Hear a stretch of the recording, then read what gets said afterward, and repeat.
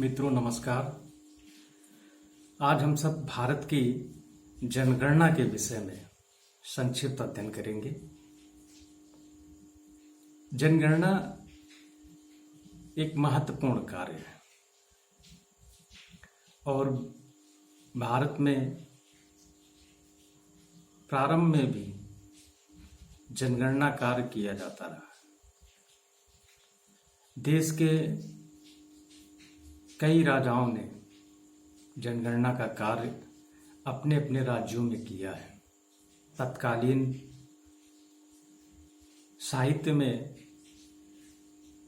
जनगणना का वर्णन प्राप्त होता है।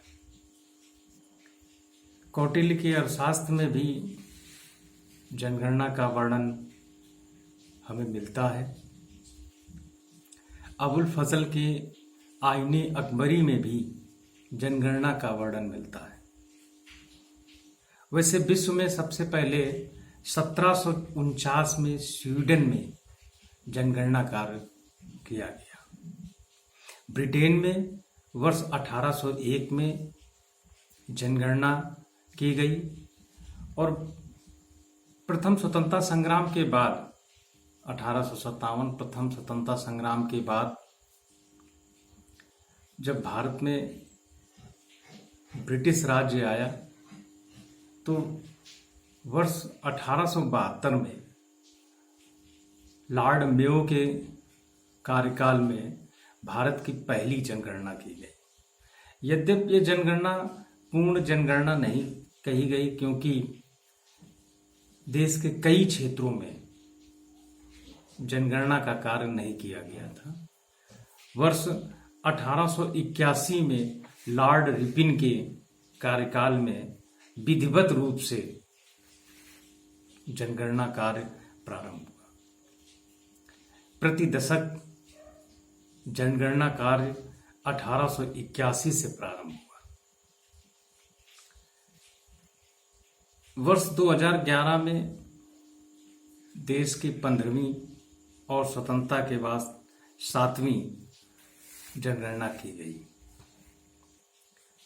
जनगणना का वर्णन भारतीय संविधान के अनुच्छेद 246 में किया गया है।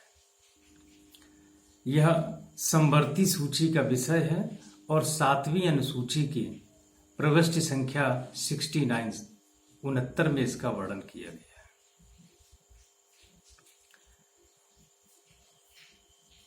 है। गृह मंत्रालय के अधीन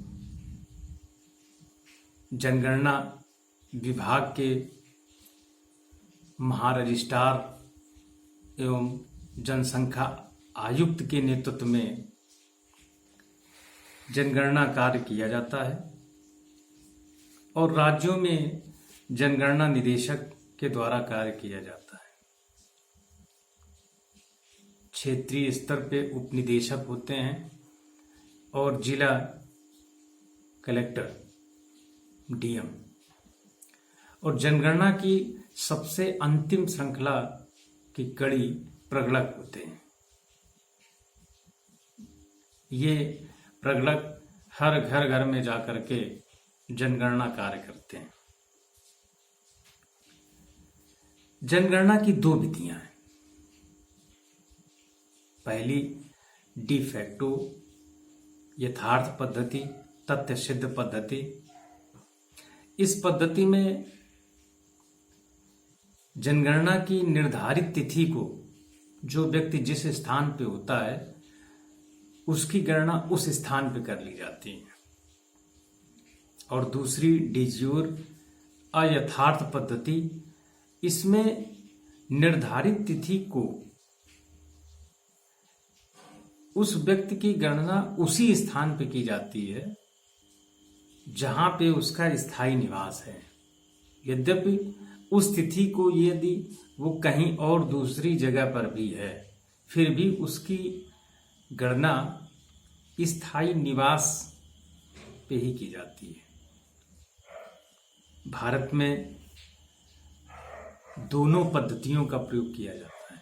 भारत के पर्वतीय क्षेत्र में डी फैक्टो मेथड का प्रयोग किया जाता है जनगणना के संदर्भ में कुछ विशेष तथ्य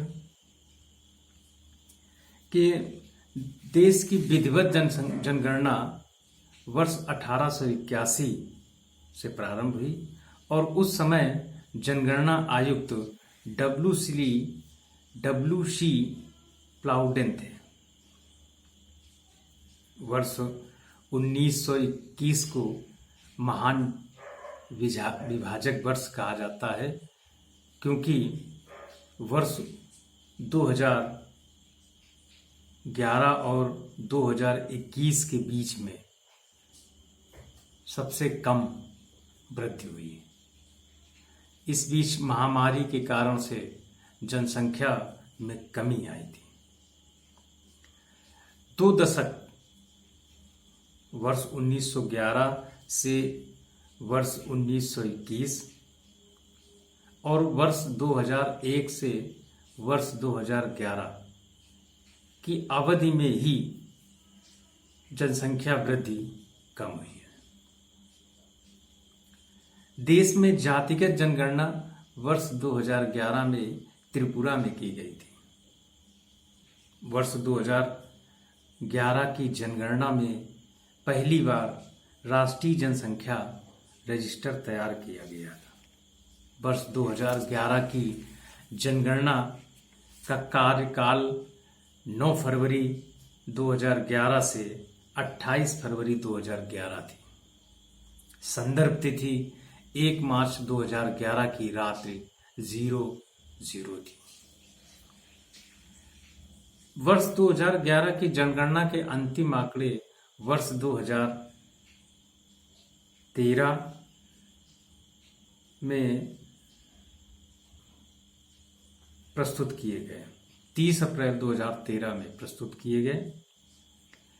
आने वाली वर्ष 2021 की जनगणना इलेक्ट्रॉनिक गैजेट के आधार पर की जाएगी। इलेक्ट्रॉनिक गैजेट के द्वारा की जाएगी ताकि आंकड़ों का विश्लेषण शीघ्र से शीघ्र हो सके। जनगणना का महत्व आर्थिक नीतियां बनाने में होता है। बेरोजगारी के वास्तविक आंकड़े एकत्र करने में जनगणना का महत्व है। खाद्य सुरक्षा की नीतियां बनाने में भी जनगणना का बड़ा महत्व है। जनसंख्या नियंत्रण की योजना बनाने में जनगणना मदद करती है और राज्यों के बजट और देश के बजट को बनाने में भी जनगणना का बहुत महत्व है। बहुत बहुत धन्यवाद।